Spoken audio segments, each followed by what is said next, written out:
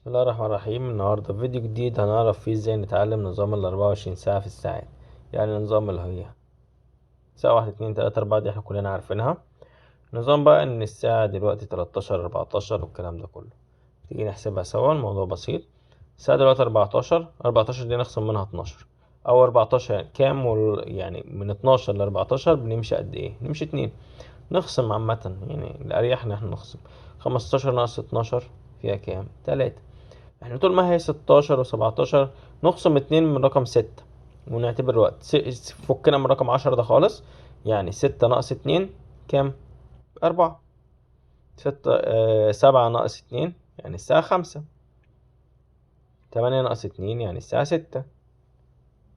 9 ناقص 2 يعني الساعة 7. 20 هننقص من 10 2 يعني الساعة كام؟ 8. أو نقول مثلا 20 ناقص 12 فيها 8. 21 ناقص 12 فيها 9. كده 10، كده 11، كده 12. دلوقتي بقى نختبر، يعني اختبار كده سريع مع بعض. الساعة كده كام؟ مظبوط 2. كده نخصم منها 12. 3. كده طيب 4. طب كده سريع يلا. 8. مظبوط. كده 9. 10. 11. 12. موضوع بسيط جدا، مفيهوش أي أزمة.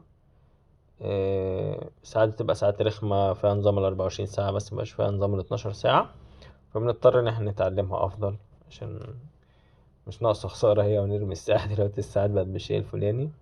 ف نظام 24 ساعة مش عقدة وموضوعها بسيط رخم، بس لحد ما نتعود عليها الموضوع سهل وجميل جدا وشيق كمان.